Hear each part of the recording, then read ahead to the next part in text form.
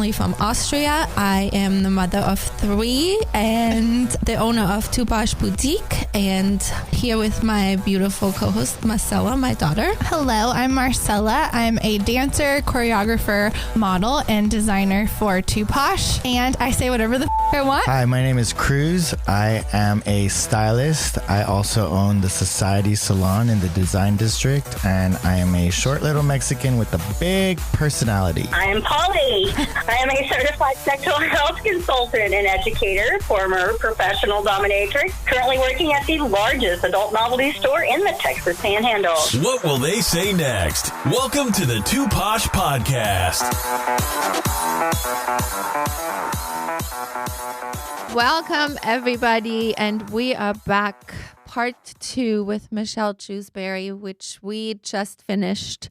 Her emotional, brave, strong testimony about her domestic violence situation that she had to live through for 4 years. And because of it, Michelle is an unbelievable philanthropist, crusader, author, speaker, and her company is Unsilenced Voices.org. Is that correct? Am I saying that right? Yes, unsilencedvoices.org. And you're the executive director of this company. And tell us what you do and everything you do and all the upcoming things you have going on. So how can we help? How can we help? How can other people help? That's the most important part. Well, first off, Unsilenced Voices, an event in Vegas on December 8th. We want to fill a room with amazing people. Fill that room with survivors, with advocates. We're partnering with the NFL alumni. We also have some amazing speakers like Sean Callaghan and Greg Reed and Teresa Goss. Some really awesome people, George Chaina, who is the former Attorney General of Nevada. There's a lot of people jump on this bandwagon. So make sure you guys get there. You can get tickets at unsilencedvoices.org. Outside of that, let's talk a little bit about what we do. So we're in Ghana, Sierra Leone, and Rwanda. Overseas, we do a lot of educational seminars. So in Sierra Leone in particular, this is the one where we actually have managers on the ground and supervisors. We have young girls who we rescue from sex work, who go through vocational training that we pay for. They then become advocates. We do a sex workers educational meeting every month, along with a village sensitization and a market session comprised of men and women. We do a lot of work with the police, trying to help victims of domestic violence. It is a family matter in a lot of other countries, and we help to encourage these people, particularly women, to speak up, and they then press charges. We're starting to see some really great changes happening overseas, especially in Sierra Leone.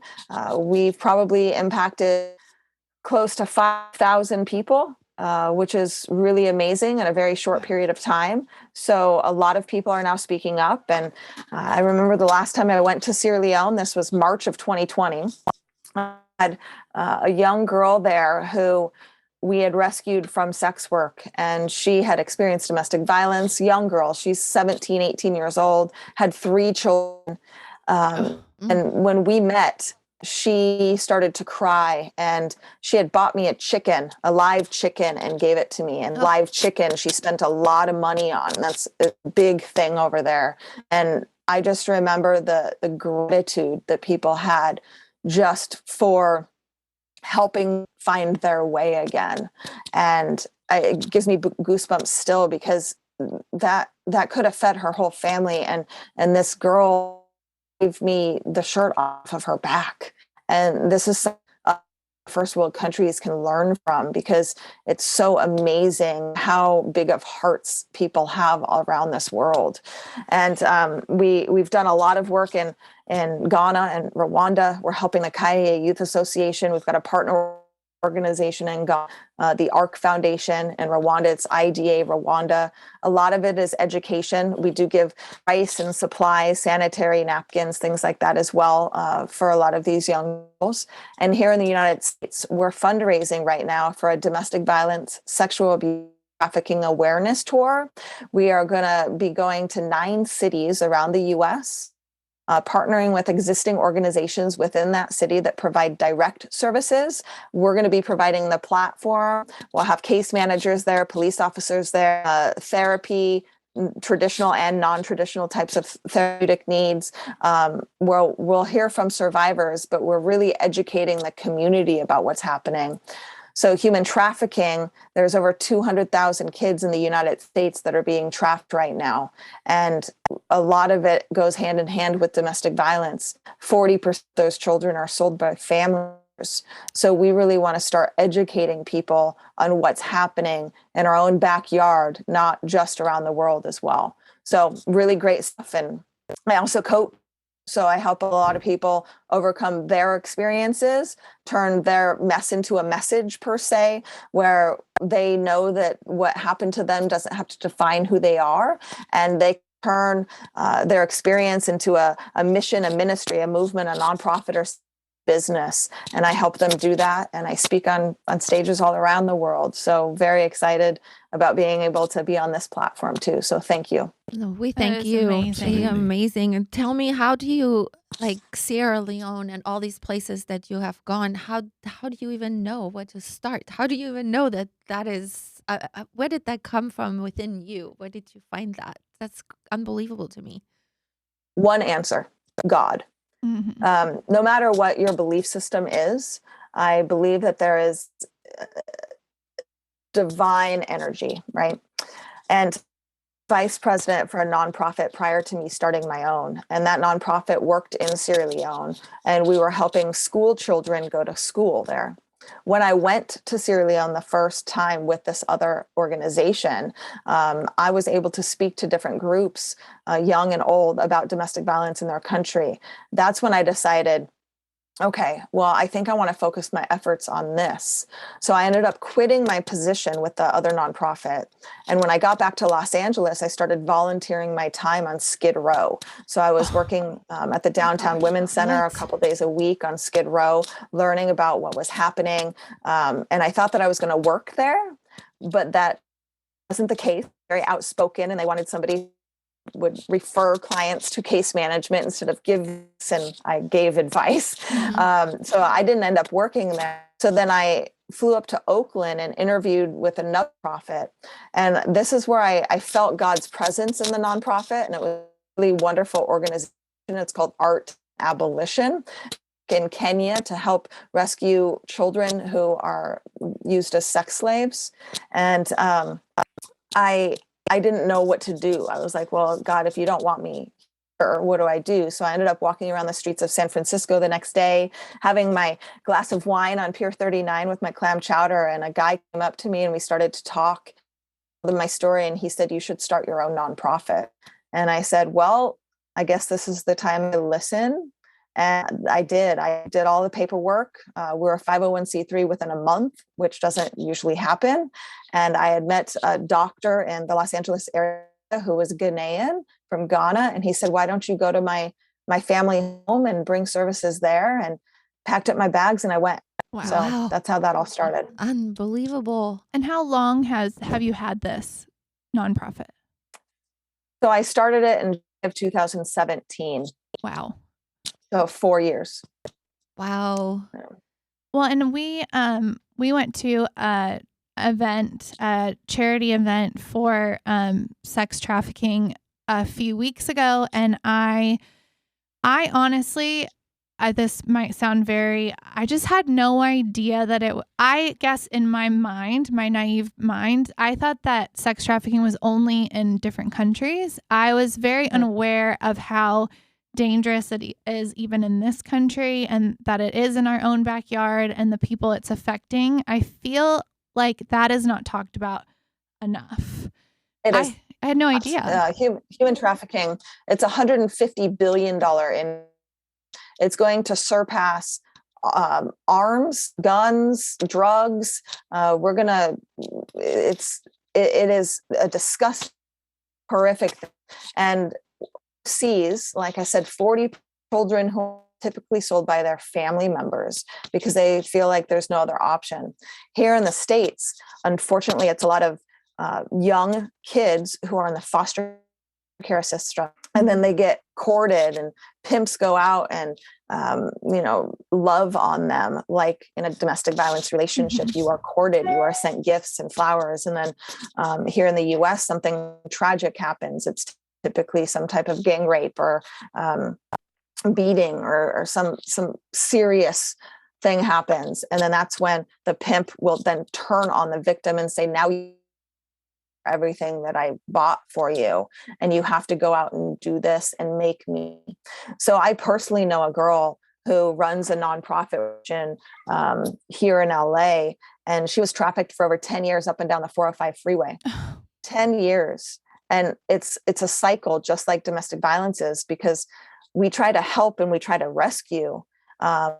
Unfortunately, sex workers are arrested for what they do, and people don't understand that they're forced to be out there. So when they're arrested, they feel like they can't trust the police. So when they get out, they run back to their pimp, and then their pimp says, well, where's my money? Back out and do it again. It's a repetitive cycle. And the better you do in that industry, the better you are treated pimps. So it's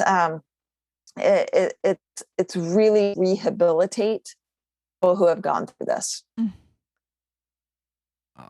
I don't even know what to say about that. This is very. It's a difficult subject. It's such a difficult subject, and we used to have a boutique in a Dallas gentlemen's club for a little bit, and I remember our boutique was like the safe haven for a lot of these girls, and they would come and speak to me. And there is one in particular I still remember. They had a pimp, and they would come in. They would not have one penny to the name. They would come in and ask me if they could buy their clothes for the evening, and then they would come pay me later, because he wouldn't even give them any money. And the second they would leave, they would have to immediately go and deposit the money. It is absolutely mind-boggling. And I tried so hard with so many of these girls, but you can't. It didn't matter what I said. It didn't matter, because like Michelle said, they have to go back. They don't know how to get out. Well, the one of the speakers at this event we went to said, I mean, I was so emotional listening to him talk, because he was talking about the kids that they were trying to rescue. And he said it's so heartbreaking to see, because a lot of them don't want you to take them from their pimp. Like they're saying, like, please don't take me, because that's the only love they've ever known. And it's, how do you help people like that? Know. Yeah. Like, what is it's just, it's so sad. How do you help them, Michelle? How do you help? Through education. See, I first and foremost believe in the education part of this, because like the conversation we're having right now, this is shocking. A lot of people don't understand, like you said earlier, that this was happening in our own backyard, right? You thought that, this is a Thailand thing. Well, the number one consumer of human trafficking in the world are white American men. That means within our borders and outside of our borders. So that means they travel out and purchase children. And one of our partner organizations is the Child Liberation Foundation. We're working on an MOU with them right now. An amazing organization that goes into other countries and rescues these. And you are right. Kids at 6, 7, 8, 9, 10 years old have never known anything different. So when you rescue them, they don't know what to do, and they want to go back to what they're used to. You want to continue what you're used to, because change is very scary. So we have to teach people about what's happening. When you see the red flags, when your children are approached by a pedophile or a pimp, they know what to do. And the only way to stop all of this is to talk about it. Yeah. But that's just one side, I feel. I feel that this multi-billion-dollar industry wouldn't be what it is without the consumers. Yep, that is very true. Very, very true. I'm glad that you touched upon that. We have to stop the Johns.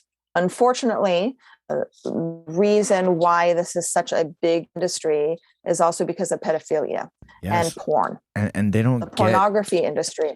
And they don't get penalized, I feel, the way that they should. I mean, they get a slap in the wrist, you know? Do you Yeah, think that the yeah. government is involved in any of this? Oh my God, don't get me started on that. Well, now we're getting political, right? I definitely don't want to jump Don't on do this that. bandwagon. No, we're not think gonna. that I there was are just wondering what you thought. political Yes, figures that- 100% I do. Yeah, I mean, yes, 100% that they're involved, because if the number one consumer are white American men, it's just They run the average country. walking on the street. There's people who have a lot of wealth to their name as well, walk in, and so it is happening everywhere. And I feel that's the thing though, like you say, it's, you know, people that have a lot of money, which comes with power with that, you know, so they can get away with certain things. Talking about though really fast, the consumer, is there stuff to make them change their mindset to not, is there help for them? Is that something that can be help? I just don't understand the pedophilia situation that goes on. Is there a way to help them to stop doing this, or is that just how they're made up? Nobody is a lost cause. Okay. So I believe that yes, people can be rehabilitated, but it takes work. So they first have to understand that what they're doing is not okay, right? The first step to any 12-step process is the accepting part. The excuse me, the recognition of what you're doing is wrong. Like if you're an alcoholic, you have to recognize that you're an alcoholic. It's the same thing in this type of situation. It does not help that the pornography industry uses people who are 14 and 15 years old as well, and they look like they're 18, 19. Out of the porn industry is one of the leading causes of why typically men will go out and purchase sex. And a lot of these children that they buy look older. So you may be fornicating with a 14-year-old and you might think that she's 19. Either way, you're buying sex from a child, and that child has to then pay their pimp. Oh my gosh. Well, And then there's also like, I've heard pedophiles trying to make it normal and trying to say like, you know, it's kind of like a sexual orientation now. I mean, that's crazy to me. we have someone. There's a lot of crazy right now. There's Yeah, a lot there of is a crazy. lot of crazy right We now. have someone whose daughter is 13 years old, and she was on, what was this, on Snapchat? Snapchat. She was basically groomed by a foreign person, and he would talk to her, like they found all the conversations, and he would talk to her and then tell her to meet him to leave the house in the middle of the night, which she did. She has been raped by him for a minimum of 10 months. It is absolutely the most devastating thing I've ever seen. And the conversations are printed out. They basically know who it is, and nothing is done. Nothing. This 13-year-old girl is destroyed forever.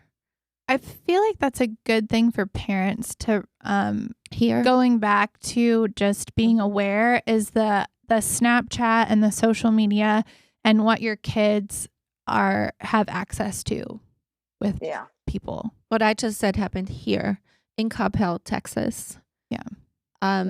Middle class family, nothing weird. I mean, I don't want to say who it is, but it's a shocking. I'm mind boggled. I couldn't believe I read some of the conversation and it made me sick, and yet nothing is done. I mean, it's everywhere. It's in your own backyard.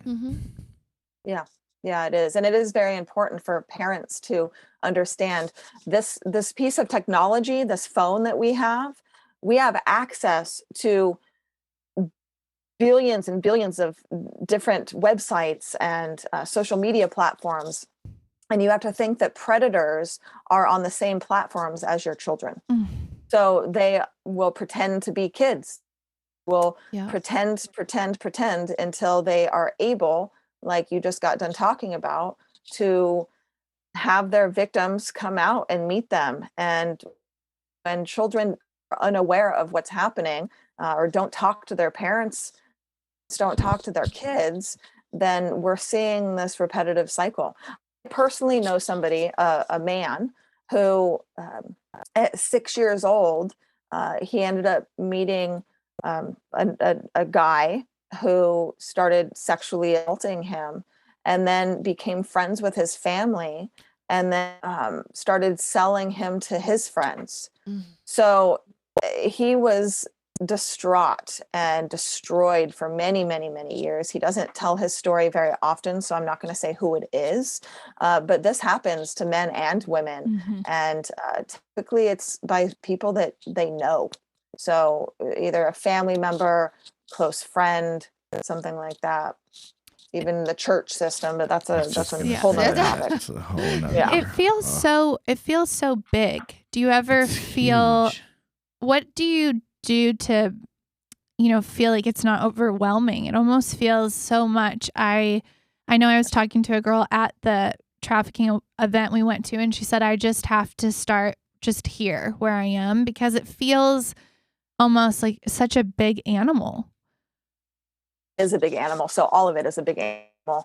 I went to India in 2015, the year, and I was there with another nonprofit. We were helping girls primarily, but helping school-aged kids. And I remember we were in a bus, and I started witnessing how women were treated and seeing it with my own eyes. And even on a bus, the men would come on and stand up and move to the back. And it was a very awful situation. And I had asked a girl that I was there with, I said, how do we do this? It just feels so hopeless. And she said something to me that still sticks with me to this day. She said, it's not up to us to fix the problem. It's up to us to take the first step. God will do the rest. I love that. So it's up to us to just start. Just like you said, that girl that you said, I'm starting here. It's feel overwhelming to me sometimes. If I'm stressed out, I still talk to a therapist once a month, just so I can declutter my mind. I hear stories and experiences over and over again, and not one is the same, and they're all horrible. I can't even I have to imagine. get some of that Yeah. too, right? I've got to be able to clear my mind. So I do things for fun. I like to go out to dinner. I often like to go to dinner by myself and sit and have some wine. I'm a big wine drinker. Me too. I can't wait for you to come here. That's awesome. We'll drink wine. We'll drink wine. When is the Dallas event? Do we have a date yet or no? I do not have a date yet for the Dallas event. We will figure that out.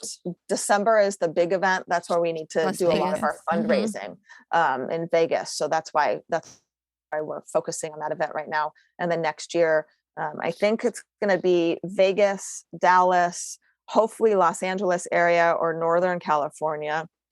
And then we're going to be, I think, in Atlanta, Georgia, around the New York area, but we don't have all of these dates set yet. But we are very excited that you're coming here, and we're going to be there, and we're going to talk about it more. And I hope you come in the studio then. Yes, that would be fun. We would love to have you in person. And I wanted to ask you another personal question. I forgot to ask you in the other show. Have you dated again after your experience? I was just about to ask that. Yeah, I have. And, you have. I've had a couple of really great relationships. I'm in a wonderful relationship now. I've been dating a guy for about a year, just became official. So we'll see what happens. I'm very busy. I'm traveling a lot, but I'm definitely not opposed to dating. I want a happy, lovely marriage, and maybe potentially down the road some kids. I'm not so sure with the world as is at the moment, but definitely do see myself maybe with the guy I'm with. So we'll nice. see. Yeah. Oh, that makes me happy to hear. I wanted to ask something back to the trafficking situation. I have heard before about women who are the ones who groom the girls for the pimp. Would you say that they're also abused by someone who then groomed to go groom females? Because I feel like that's such a great tactic on their end. They show this girl, and so maybe people who are in the foster system or in other types of situations, they feel safe with this woman, but they are grooming them to then be with the pimp. I've heard this before, and I was wondering, what have you seen with that or anything about that at all? Yeah. So it could be two scenarios, right? It could be that the pimp has groomed that girl as well to go out and get other girls, that her life is threatened, other people's lives are threatened if she doesn't do that. We've also seen it where they are just in it for the money. So the money, you got to think that this is a $150 billion industry. So people are making big bucks. Mm-hmm. So we've seen women be pimps and madams, and they will pimp out other girls, and they were not abused. So it goes both ways. That's what I thought. And we don't ever say that, but I do know that it's also the predators are women too. Yeah. Yep. Sometimes they are, for sure. I really feel like the system is kind of a lot at fault for this getting so big. You know, punishment isn't adequate. I feel it's very difficult for someone that maybe got into an incident of rape or something to go and file a report, and they make you feel like it's your fault and stuff. I mean, I really think, I mean, I understand and appreciate, you know, you helping the victims, but I think it really needs to start on the other side with that, you know, and the rehabilitation of the abusers and the pimps. Yes. Yeah, I agree. I agree. So this is also another reason why we want to partner with the NFL. So we hear a lot of domestic violence cases within athletic organizations, and we don't feel that we need to blame the victim or blame the abuser. We just feel to heal, right? So the reason why people are doing what they're doing is because there's underlying conditions. Now, being a pimp as well, you know, they know what they're doing wrong and hurtful to other people, but it could be trained. It could be a gang situation. There could be a lot of underlying reasons why this is happening. First thing I think we actually need to do is stop the jobs, though. If we stop the demand, it won't be a $150 billion industry, but it's stopping the demand. And by How that, do you I do feel that? I feel that the only way to do that is to put a stronger legal action. Yeah, I don't feel that pornography should be as reputable as it is. Yeah, I mean, we could go on any website on our phones and you can get whatever you want. Yeah, information. Very, very easily. Yeah, we are in the information age, right? The technology, and with artificial intelligence, I'll briefly talk on this because this could be another 2-hour conversation.